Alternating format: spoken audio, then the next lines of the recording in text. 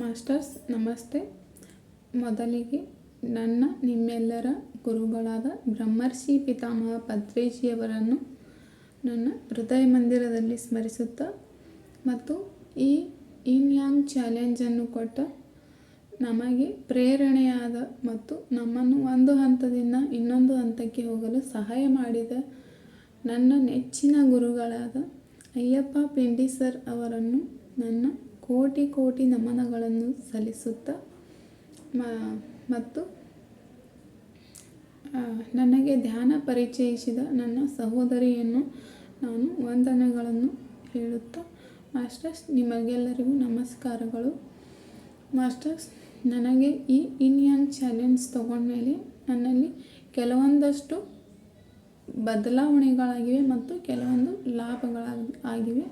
ಅವುಗಳಲ್ಲಿ ನಾನು ಕೆಲವು ಹೇಳುತ್ತೇನೆ.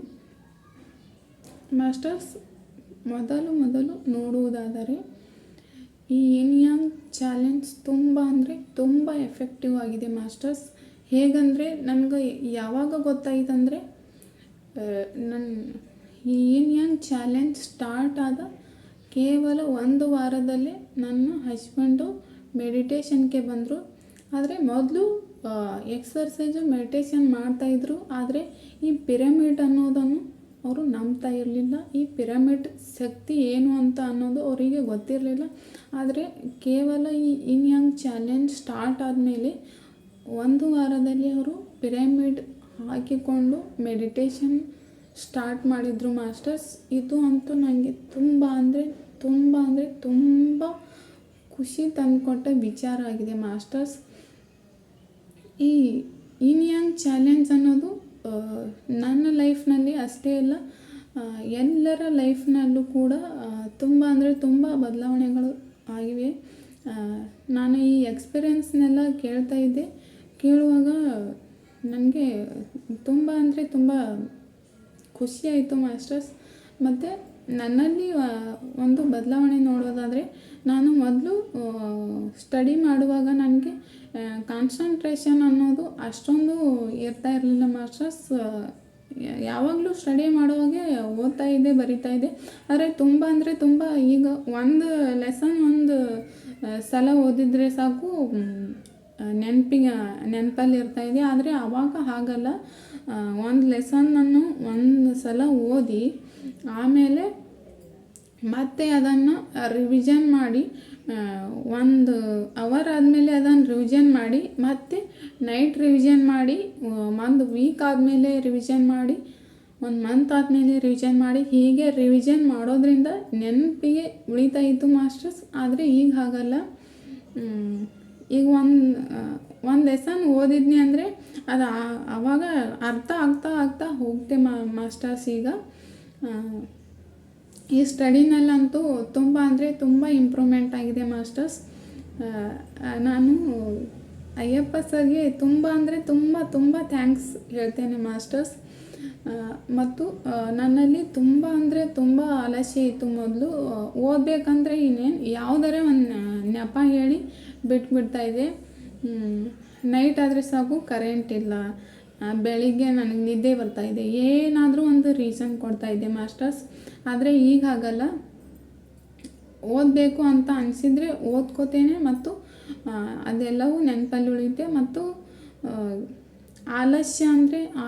ತುಂಬ ಆಲಸ್ಯ ಇದ್ದಾಗ, ಹೇಗೆ ಆಲಸ್ಯಂ ದರಿದ್ರ ಲಕ್ಷಣಂ ಅಂತ ಹೇಳ್ತಾರೆ ಅಲ್ವಾ, ಹಾಗೆ ನಾನು ಆ ದರಿದ್ರವನ್ನು ಬೆನ್ನಲ್ಲಿ ಇಟ್ಕೊಂಡಿದ್ದೆ ಅಂತ ಹೇಳ್ಬೋದು. ಅಷ್ಟು ನನ್ನಲ್ಲಿ ಆಲಸ್ಯ ಇತ್ತು ಓದ್ಕೋಬೇಕಂದ್ರೆ.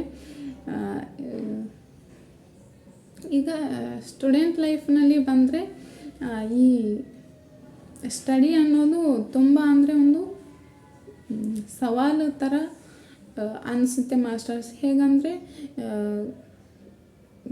ಕೆಲವೊಬ್ಬರು ಸೂಪರ್ ಪವರ್ ಇರೋರು ಸ್ಟೂಡೆಂಟ್ಸ್ ಓದ್ಕೋತಾರೆ, ಬರ್ಕೋತಾರೆ, ಅವ್ರದ್ದೇನು ತೊಂದರೆ ಇಲ್ಲ.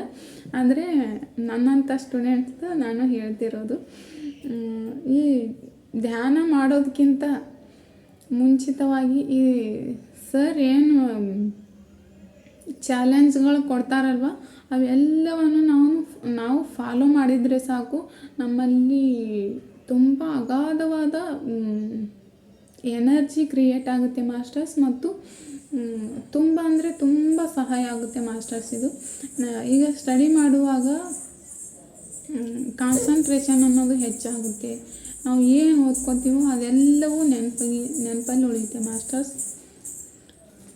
ಮತ್ತು ನನಗೆ ಗುರು ಪೌರ್ಣಿಮೆಯ ದಿನ ಒಂದು ಅನುಭವ ಆಯಿತು ಮಾಸ್ಟರ್ಸ್. ಅದನ್ನು ನಾನು ಹೇಳಲಿಕ್ಕೆ ಇಷ್ಟಪಡ್ತೇನೆ. ಯಾಕಂದರೆ ನನಗೆ ಈ ಥರ ಯಾವತ್ತೂ ಅನುಭವ ಆಗಿರಲಿಲ್ಲ. ಈ ಇನ್ ಯಂಗ್ ಚಾಲೆಂಜ್ ತೊಗೊಂಡ್ಮೇಲೆ ಮತ್ತು ಗುರು ಪೌರ್ಣಿಮಾ ಇದ್ದ ಕಾರಣ ನನಗೆ ಆ ಥರ ಎಕ್ಸ್ಪೀರಿಯೆನ್ಸ್ ಆಗಿದೆಯೇನೋ ಗೊತ್ತಿಲ್ಲ. ಆದರೆ ಈ ಗುರು ಪೌರ್ಣಿಮೆ ಇನ್ನೂ 2 ದಿನ ಹಿಂದೆ, ಗುರು ಪೌರ್ಣಿಮೆ ಇನ್ನು ಮುಂದೆ ಇತ್ತು. 2 ದಿನ ಹಿಂದಿನ ದಿನ ನಾನು ಮೆಡಿಟೇಷನ್ಗೆ ಕೂತಿದ್ದೆ. ಅದು ಅಯ್ಯಪ್ಪ ಸರ್ ಕ್ಲಾಸ್ ಅಟೆಂಡ್ ಮಾಡಿದ್ದೆ ಅವತ್ತು. ಮತ್ತು ಆ ಧ್ಯಾನದಲ್ಲಿ ನನಗೆ ಅನಸ್ತಾಸಿಯಾ ಅನ್ನೋರು ಬಂದರು. ಅನಸ್ತಾಸಿಯಾ ಹೇಗೆ ಪರಿಚಯ ಅಂದರೆ, ಸರೋಜ ಮೇಡಮ್ ಕ್ಲಾಸ್ ಕೇಳ್ತಿದ್ದೀನಲ್ವ, ಅವಾಗಿನಿಂದ ನನಗೆ ಅನಸ್ತಾಸಿಯಾ ಹೇಗಿರ್ಬೋದು ಏನು ಅಂತ ತುಂಬ ಅಂದರೆ ತುಂಬ ಕ್ಯೂರಿಯಾಸಿಟಿ ಇತ್ತು ಮಾಸ್ಟರ್ಸ್.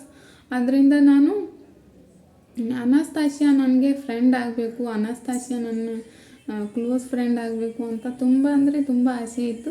ಆಗ ಅನಸ್ತಾಸಿಯಾ ಬಂದು ಧ್ಯಾನದಲ್ಲಿ ಕೂತ್ಕೊಂಡ್ರು ನನ್ನ ಜೊತೆ. ಮತ್ತು ನಮ್ಮ ಊರೆಲ್ಲ ಸುತ್ತಾಡಿದ್ವಿ.